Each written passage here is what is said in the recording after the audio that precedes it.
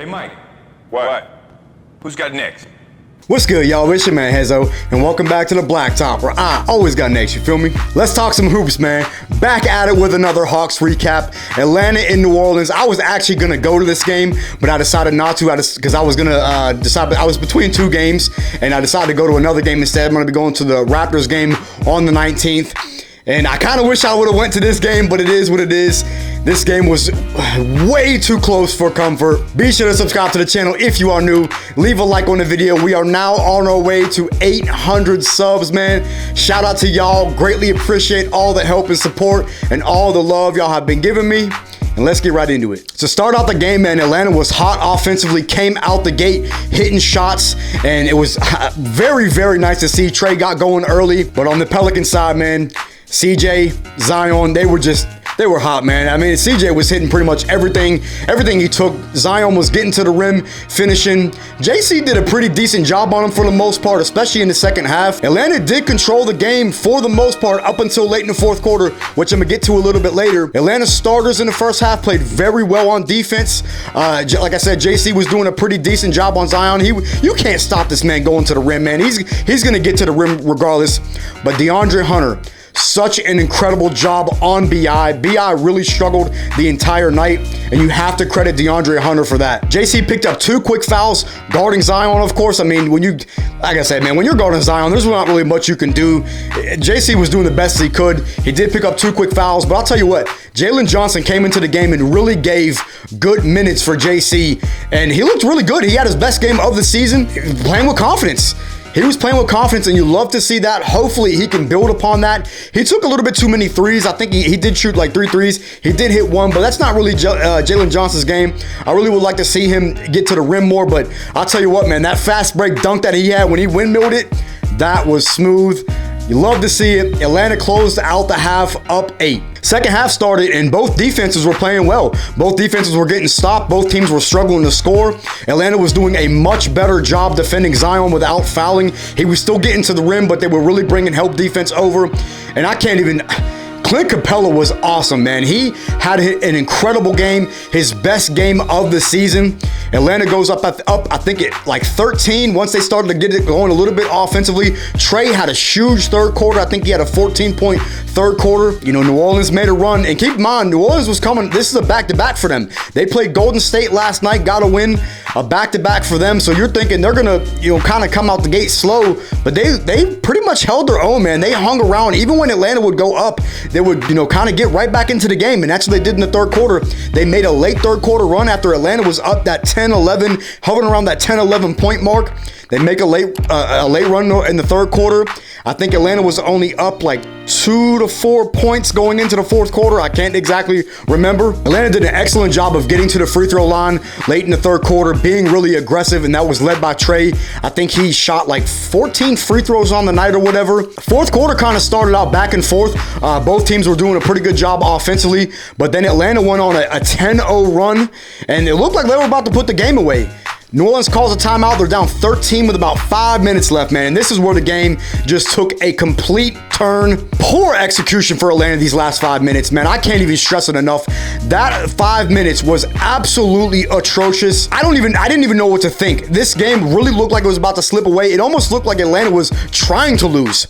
Credit to the Pelicans. They fought and fought. They did a hell of a job getting to the free throw line. Atlanta gave up 3-and-1 layups. 3 possessions in a row. New Orleans got not a late steal, but a steal on the inbound. Well, it kind of was a late steal. A steal on the inbounds play, and I think which led to an and-one layup. That's just unacceptable for Atlanta, man. Those are mental errors. It looked like they were just about to collapse. Unacceptable. I was about to pull my damn hair out, man. New Orleans came back and ended up tying the game. And then Trey again just tries to play hero ball, man. He took a deep 3 with I think either a tie game or when they were down 2. I can't remember what it was. They really looked like they were trying to give this game away. And Trey has got to stop trying to play hero ball, man. It is so frustrating when he's just trying to do everything himself without taking what the defense gives him. He drove to the rack a couple times, tried to draw contact, didn't get the foul call. He pulls up for a deep 3. Come on, man. You got to be smarter than that, especially after you just choke away a 13-point lead. Thank goodness for DeJounte Murray, man, from the graces of God that he hit that smooth mid-range jumper over CJ to send the game into to tie the game with 4 seconds left. But Atlanta almost coughed this game up, man. They almost coughed this game up, and it was all just poor execution. That's all it is poor execution, mental mistakes. But again, credit the Pelicans. They did not give up. They fought till the end. Game goes into overtime, and DeJounte continues, man. I think he hit a mid-range jump shot and then gets a steal down the other end, goes on a fast break. DeJounte was really a huge key in this victory. He didn't shoot the ball particularly well. Again, I think I touched on that earlier in the video, but he was just incredible all game. Finished the game with a triple-double. There was 2 possessions that I want to point out for New Orleans that I thought was a huge game changer. The first one was when Larry Nance was on that fast break and just missed the layup.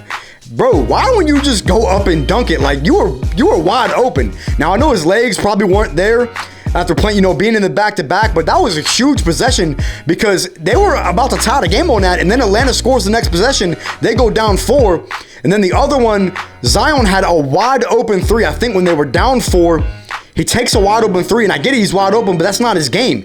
Zion is not a shooter. He's been getting to the rack. He's been getting calls. Now, there was a couple calls that he probably should have got that he didn't, but I mean, put your head down, bro, and get to the rim. No one can stop you. No one can stay in front of you. You're a tank. He takes that 3. He misses it. I think Atlanta goes up 6. And then for Atlanta, the one, I wouldn't call it a dagger, but it was almost, it should have been a dagger, but again, kind of poor execution down late in overtime. JC in the corner, man. He's been struggling. Hits that corner 3 to put Atlanta up 6.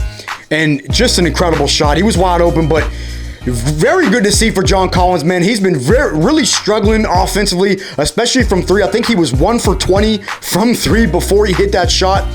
Very nice to see that go down. Hopefully that gives him some confidence and he can really start to get going offensively. Because I'll tell you what, man, Atlanta's now sitting at 6-3, but if they can really get John Collins going offensively, we can really start to string together a lot more wins. But late in overtime, man, Atlanta almost choked it away again. Gave up an and 1, and then you have the ball up 3 with 5 seconds left, and you turn the ball over again on an inbound pass. They come down, and we got a break, man. We got a break. Devontae Graham stepped out of bounds, which I didn't see. It didn't look like he stepped out of bounds. I could be wrong, but I don't know. We caught a break. Either way, man, we got the dub. As ugly as it is not the win, that was a very pretty win. They really almost choked it away. You got to clean some of the mental errors and the poor execution down the stretch. You got to clean that up. I'm going to pretty much leave it there, man. Let me get into my final takeaways for this game. Number 1, the defense. The defense played relatively well all game, except for those couple mental errors on those 3 and 1s late in the fourth quarter. But for the most part, credit to Dre, man. He did such a great job on Brandon Ingram for the entire game. He really struggled to shoot, and he was really forcing him into very tough shots. Those are shots that Brandon Ingram can hit, but you'll live with those shots. Very great defense from Dre, and overall, really, just in general. Number 2, Clint Capella, man. He was absolutely incredible. I touched on it, I think, a little bit earlier. He had his best game of the season, almost had a 20-20 game. He was really playing well defensively. As big as Valanciunas is, he did a decent job on him. Valanciunas is just a monster down there in the paint with his big body. But Clint Capella was really cleaning up the glass, wasn't letting too many offensive rebounds. He was blocking shots. I think he had 4 or 5 blocks on the night. Like I said, almost a 20-20 game. His best game of the season. He was catching lobs. This is the Clint Capella that we saw in the Eastern Conference Finals run that we need to see for the rest of the season going forward to take this Hawks team to that next level. Number 3, Jalen Johnson's minutes. Jalen Johnson came in. I've already touched on this earlier as well. He came in and gave a big spark off the bench. I think finished with 11 points. Really stepped in for JC whenever he was struggling offensively. He played well on defense. He got into transition. Jalen Johnson had his best game of the season. Nice to see him playing with some confidence, and hopefully that carries into the next game as well. Number 4 was that final 5 minutes. Again, I've already touched on this. I'm not going to go too much more into it, but just the poor execution for those final 5 minutes really almost lost Atlanta the game, and you just got to do a better job. You got to do a better job with that. Hopefully they don't have, we play Milwaukee next, so you cannot let that happen against contending teams.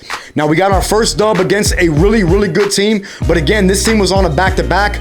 I still still want to give credit where credit is due. Atlanta did close out the game, but it could have been a lot worse. Really just could have ended so badly, but Atlanta was able to hang on and get the win. My final takeaway was that big shot that JC hit in the fourth quarter, and that doesn't sound like much, but I'm hoping that can be a turn for JC offensively and really start to knock down his threes. Because let's be honest, man, if JC is hitting his open threes, I mean, he's getting a lot of open looks from three. If he just shoots at a 35% clip like he's been consistently doing over his career, then Atlanta would be in a much better position offensively and a much better position from shooting the three ball if JC continues to hit his threes. I actually have one more takeaway that I kind of just thought about, and that is Trae Young's execution down the stretch of the ball game. It was bad, man. I mean, it was bad. He was really playing well offensively throughout the entire game. Getting to the free throw line, he was hitting shots. He started out the game 9 for 18, and he finished 9 for 26. He was taking a lot of bad shots towards down the stretch of the ball game, taking not really contested threes, but deep threes. He was trying to drive and draw contact. I get that, but he really wasn't getting anyone else involved towards the end of the game, especially, when Dre had a solid stretch in the fourth quarter, hitting a couple threes. He wasn't really looking for anybody, and that, to me, is a problem. I've already mentioned that so many different times throughout so many videos that Trae has to be better down the stretch of games, and tonight he didn't do it. We luckily, again, we got away with the win thanks to DeJounte Murray and that late, three that John Collins hit that I just touched on. I'm gonna pretty much leave it there, man. That is pretty much all my takeaways for this game. At the end of the day, we are 6-3. Things are starting to look up. We got Milwaukee on Monday. Now, just a quick heads up, I probably will not be doing a recap for the game against Milwaukee, and the reason for that, it is a little bit later game. I think it's an 8:15 tip-off time. The game's probably not gonna go off till around 11 o'clock.